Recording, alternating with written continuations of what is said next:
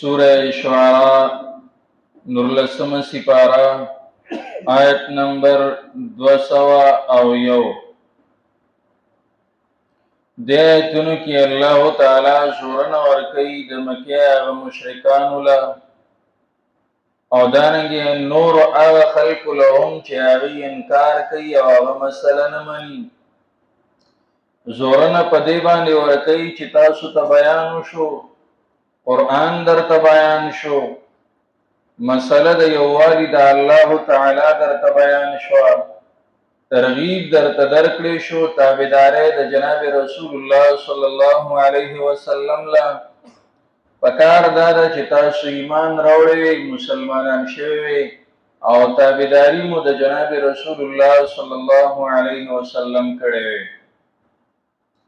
فزید دې چې تاسو ایمان راوړئ نو تاسو اعتراضونه شروع کړل او تاسو وایي فاتنا بما تعدنا، راول مونږ عذاب چې تم د یری راغی، یره دا کوم عذاب چې راته ته ذکر کې چې عذاب براشي ومنه کومونه من عذاب براشي زبس ولنو یا امطر علینا حجارة من السماء او ائتنا بعذاب الیم. د مکې مشرکان ویزا چې ترشتونه پیغمبرانو په مونږ باندې د برنه کانی راوړوا یا راته دردناک عذاب راوړل. زړه چې سخت شي او بیا په ضد باندې ودرېږي، دې بیا داسې خبرې کوي چې دې ته هم نه ګوري که زما دا خبر او زما دا بد دعا اگر اشتیا شوه ناسني چې زما پکې تاوان شي او د ژوند نه پکې هم خلاص شي. دغه ته هم بیا دې سوچ نه کوي. د مکې مشرکان په ضد باندې ولاړو، دا غزد د وجنه دا وای مونږ باندې کانی راوړوا یا را باندې دردناک عذاب راولا. دا څنګه وای کته رښتونه او صحیح پیغمبر نو مونږ لري الله تعالی د هدایت او د منلو توفیق را نصیب کړي. زمونږ د زړه ته الله تعالی واچي او مونږ چې نو ستاسو تابعدار دا نه وای ځکه ضد دی زړه هغه سخت شوی دی عذاب غواړي وی بس کانی را باندې راوړو. الله وی لا یؤمنون به، دی ایمان نه وروړي په دې باندې حتی يروا العذاب الالم، تر دې چې ویني دردناک عذاب ویني نو بیا به چې دی ایمان وروړي.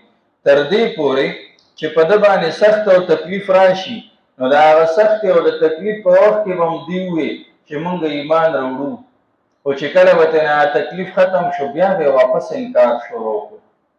اکرمه رضی الله تعالی عنہ هغه چې د فتح مکه په موقع کې روان شو، لاړ پټ شو، د ابو جهل زوی د سمندر غاړې له لاړ کشته ته وخته، کشته چې د سمندر منځ ته ورسېده نو چپو راګیره کړه.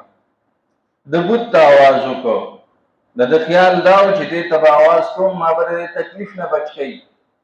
مړکی ورته وی دلته دغه بوتان نه را رسی، دلته غي مدد نشي کوله، دلته الله تعالی نه غواړه. مړکی مسلمان نو خدا هغه دور د خلکو اگر چې مشرکان او عقیده دا او چې سختو کې به الله تعالی ته आवाज زمون نه سخت بل څوک نشي ختمولي. راتو کې عام حالاتو کې کله به یو ته سجده کو، کله او بل ته سجده کو، کله او بل ته سجده کو. چې هغه आवाज کو بوت ته ماړکی ورته دا خبر وکړه. اکرمه رضی الله تعالی عنہ ورته وی په دې خبره خو زمونږ د محمد سره جګړه ده صلی الله علیه وسلم، دغه ایمان نه راوړي کنه نو الفاظ ده په دې خبره خو زمونږ د محمد سره جګړه ده صلی الله علیه وسلم. او بیو کمال الله تعالی نجات راکړ او زه د دین روح وتم نو زه بچینو داغه پلاس کلاس एकदम او ایمان وکړو. کشته الله تعالی چې نه غاړه تراوسته بچ شو، چې نور کم کسان وسره وری واپس شینه په خپل شرک باندې پاتې شو. او اکرم رضی الله تعالی عنہ راغی نبی علیہ السلام ته یې ایمان راوړم، لاس ورلچینو پلاس کې خو د ایمان قبول کو او کرا صحابي ته نبی او ته کرا نو د ایمان نه وروړي حتی يروا العذاب الالم، تر دې چې ویني دی عذاب دردناک. فرعون باندې چې کړه د دریای نیل را روان شو ډوبېده پکې، نو په هغه ټیم کې وایي ما ایمان راوړی په رب د موسی او د هارون باندې. په هغه ټیم کې بیا وایي عذاب کې راګیر شو. اوس دغه ټیم د خلاصین نه دی، دغه ټیم د ایمان نه دی. ایمان به له دې نه مخکې قبلې بیا به چې د عذاب نه بچ کېږي. چې عذاب دې ولیده او چې د جنت او د جهنم هواګانې دې ولیدې، بیا خو چې ایمان پیدا نه ورکوي. ځکه ایمان د نالیده او د غیبو څیز دی. کله چې هغه حالات ولیدل بس بیا ایمان هغه قبلیږي نه. فیاتیهم بغتة وهم لا یشعرون. د دې خیال داري چې د عذاب راځي که نه، او موږ ووینو چې دغه عذاب را روان دي، نو موږ به ایمان قبول کړو. حال دا دی چې عذاب کله راځي نو هغه داسې اچانک راشي چې دی به د ځان نه خبر هم نه، او په عذاب کې به راګیر شي. عذابونه چې څومره هم راغلي دي هغه اچانک راغلي دي، ګیر شوي پکې خلک اچانک دي، خبر شوي نه دي. لکه همدغه د فرعون خبره واقع نږدې تېره شوې ده. فرعون چې تېرېده نو هغه خو ولیدل چې موسی علیه السلام په دریای نیل باندې پورې وته، چې هغه پې پورې وته، زه به پې باندې هم پورې وځم. او چې د دریای نیل منځ ته رسي نو ناڅاپه پې باندې اوبه راځي او په هغې کې ډوبېږي، ټیم ورته نه میلاوي. نو الله وایي فیاتیهم بغتة، راځي به دوی ته اچانک، وهم لا یشعرون، او دوی به نه پوهېږي. بیا به څه وایي فیقولوا هل نحن منظرون، یاره موږ له مهلت نشي راکولی، چې لږ مهلت او لږ نیټه راله راکړي که نه، نو بیا به چې نو موږ ایمان راوړو. فیقولوا هل نحن منظرون افبعذابنا یستعجلون. الله تعالی وایي افبعذابنا یستعجلون، دی زمونږ په عذاب باندې، زمونږ په سزا باندې دی تلوار کوي، او دی وایي چې زر زر راله عذاب راکړه. لکه یو کمزوري سړي او هغه چې یو ښه بدماش وي، ځکه ته تکړه یې او ته چې تورزنې نو ما ووهه یو پړقه، نو چې دی هغه ته دا خبره کوي خو هغه ځان ته غوسه کوي، خامخا به ترې نه پړق وباسي، او دی به خبر هم نه او هغه به ترې نه ایستي.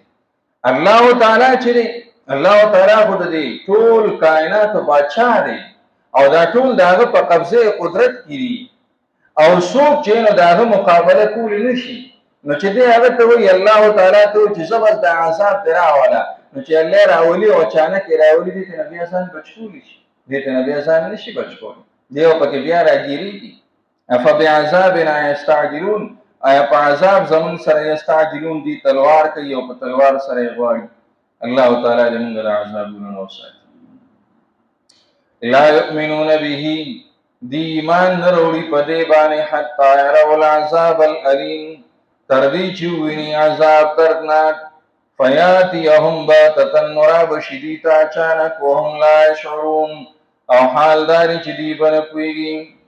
فیقولو، نو بوی دی هل نحن منظرون، آیا موږ یو مهلت راکړی شوی.